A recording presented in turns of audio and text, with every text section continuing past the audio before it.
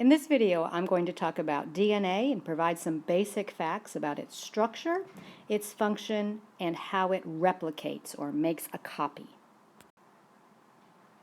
Now, you probably already know that DNA stands for deoxyribose nucleic acid. Nucleic acid is one of those 4 biological molecules that make up all living things. There are 2 types of nucleic acids, DNA and RNA, and both are very important in making proteins, but today we're just going to focus on DNA. DNA is too small to see. Even under a microscope, you can see kind of a blob, which is a lot of DNA put together, but this very, very familiar double helix shape is not something that you'll ever see in a microscope. Advanced scientific techniques have revealed that it has this double helix or twisted ladder, and this other picture on this slide is trying to show what it might look like if you consider all the different atoms involved in making DNA. Those atoms are important because it's chemical attractions, specifically hydrogen bonds, that cause that twist to form. It's a way that the different parts of the molecule are attracted to other parts of the molecule that give it its unique shape. Now, DNA contains genes, and those genes all put together is what makes up the genetic code. Sometimes we also call genetic code the genome, so you might have heard of the Human Genome Project, all of the genes in the human body. Genes are basically recipes. They're recipes for proteins, and proteins are another one of those biological molecules. Very, very important because after water, what living things are is protein. Proteins have 2 main roles. They provide structure for body parts. So if you look at yourself, your skin is protein, your muscles are protein, your hair is protein.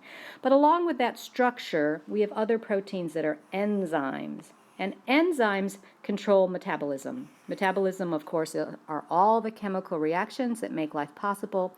And they would not happen fast enough if we didn't have enzymes there to bring parts of the different chemicals together in exactly the right way. And so without enzymes, we would not be alive. Every living thing has DNA, and because many of the metabolic processes are the same in all living organisms, we have the same genes, whether you are a person or a zebra or a mushroom or a dung beetle. One video I watched said that we share 50% of the genes with a banana, but we are certainly not bananas. It's because the things that happen in metabolism, like cellular respiration, happen basically the same way in every living organism, that we have those same genes that make those enzymes that allow those chemical reactions to happen. Those are all the same across living things. Here is a diagram just reinforcing that we start with the cell, and inside the cell we have a nucleus. And then inside the nucleus, we are finding our DNA organized as chromosomes. So of course, as I said, this X shape, as I've told you previously, this X shape really is just when a cell is reproducing. So this is a chromosome. It does not come in an X shape. And there are 46 chromosomes in humans, but usually they are uncoiled and just more loosely packed in the nucleus, so we can't see them like we can here. But then on that chromosome, that is your DNA. Chromosomes are the DNA, and then on the DNA, if I add something to it, this little collection here actually is where we would see the gene. So on any strand of DNA, there will be many genes. Each part of the DNA is divided up into different sections. Those are the genes. So inside your cell in the nucleus, you find the chromosomes. On the chromosomes themselves are made of DNA, and then DNA is where you find your genes. So how does DNA form the genetic code? How does it provide this information? Well, nucleic acids are made up of nucleotides. Nucleotides are the monomer, the building block for nucleic acids. And nucleotides, of which we have an illustration over here, basically are made up of a sugar phosphate backbone, or one side contains phosphate followed by a sugar, followed by another phosphate, followed by another sugar, and so on, attached to a nitrogen-containing molecule or a nitrogenous base. And the nitrogenous base sticks out from the sugar, and actually in our DNA it helps form the rungs of the ladder. The type of sugar and the type of base then determine the identity of the nucleotide. Does it belong to DNA? Does it belong to RNA? And what kind of nucleotide it is? The base in particular determines the identity, because DNA has 4 different nucleotides and they're all determined by 4 different bases. So these 4 bases are adenine, thymine, or the nucleotides, guanine, and cytosine. So they get their name from the bases that are on them. And we use the first letter of the name as a shortcut, a shorthand for identifying what base we're talking about. So we'll talk about A, or T, or G, or C. The nucleotides on one strand of DNA, because DNA, remember, is a double helix, so that one strand has nucleotides all along it, and they connect up with the nucleotides on the other strand. Nucleotides always bond in the same way. There are base pairs that will form. A will always bond with T. Adenine and thymine connect up, and C and G always connect up, cytosine and guanine. So you can see from this little illustration over here that we have C and G bonded and T and A bonded, and just the bigger picture showing these hydrogen bonds that are going across between the different molecules. That's what connects up one side of the ladder with the other side. The order of these 4 nucleotides on the DNA then forms the code for the genes. And so we have a gene being illustrated here, so we also have mRNA listed, but we aren't going to be talking about that right now. So this gene has a code that goes ATG, AAG, CCG, AGT, TAA. So that particular order, ATG, not CTG or AAG or TTC, that order is what determines what protein will be coming out of this gene, and then that protein goes on to do its particular job. The current estimates are that there are about 3 billion nucleotides in the human genome, of which we are getting about 20 to 25,000 genes. There are at least 1,000 nucleotides in one gene, but actually there's a lot of DNA that's not a gene. It has another role, and it is the controlling portion. It is in charge of turning genes on or off, because all your genes, even though they are all present in your cells inside your DNA, they are not they're not being read, they're not producing proteins your entire life. There are some genes that only work during development, when you are turning from one cell into many, many cells of a baby. There are some genes that only work up through puberty, like the ones that keep you growing taller. And there are other genes that do work your entire life, like those ones involved in cellular respiration. So parts of your DNA also control when genes are turning on or turning off, along with providing the code or the recipe of the gene that makes the protein that does that particular job. Now, your body cells don't last forever, or many of them don't last forever. Many of your body cells, or the cells in living organisms, if you're not a single-cell organism, but a multi-celled organism, cells need to be replaced. They need to be, they've worn out and need to be replaced because they can't do their job anymore, or they get lost because a wound happens and some cells are torn apart or just completely removed. But just in ordinary life, our skin cells, for example, are renewed every 2 to 3 weeks because we are constantly sort of leaving skin cells behind as we go through life.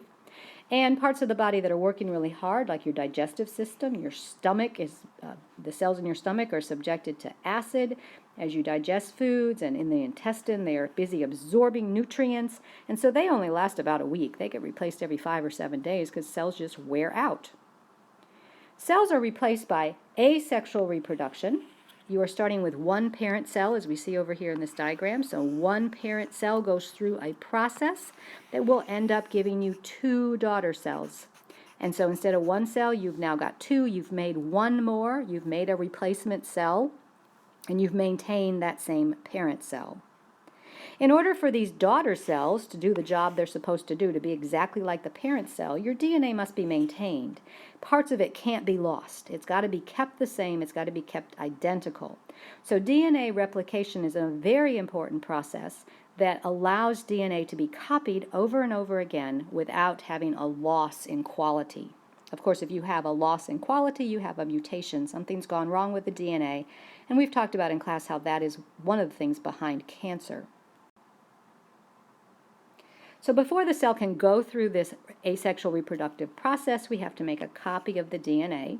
And because DNA is a double-stranded molecule, it has two strands that are making up the two sides of that ladder. Each one of those strands can serve as a template or a pattern for the matching strand.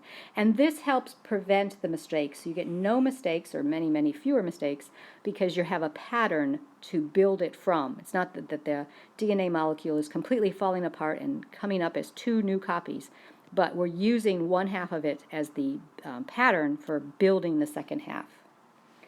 Now, enzymes, those very important proteins, are essential in making DNA replication happen. And two key enzymes are DNA helicase, and you can kind of see it starts the same as the word helix, and its job is to open up that DNA helix and have it become two single strands instead of one double strand. And then DNA polymerase is the enzyme that brings in new nucleotides to create that new strand and connects them up to the old strand and builds that new double strand. Here is a diagram that illustrates it. I want you to just ignore this connection here because this is a very bad way to draw it. It is not coming out of the bottom of the chromosome because, as I've said several times, this X shape is not something that shows the true situation. This is what a chromosome looks like as the cell is getting ready to replicate and the cell divide itself to reproduce, and DNA replication has already happened. But anyway, the rest of the diagram is fine. We see DNA helicase in here pushing apart the double strand, putting them into two single strands, and then DNA polymerase around both of those strands. We have one up here on the top and then another one on the bottom that is bringing in the new nucleotides and connecting them to the existing ones, matching A to T and C to G every single time. In DNA, actually, one sugar phosphate backbone is oriented in one direction and the other one is oriented in the other direction. So when you replicate it, one side, as we see here in the leading strand, it gets to be built one right after the other very easily. The other side, the lagging strand, it basically builds a small section at a time and then attaches them all together. But that's getting more advanced, and I'm going to ask you to know. So when we're done, each replicated DNA molecule then is made up of one of the original strands or old strands and one new strand. And all together, each DNA molecule is identical to the original one.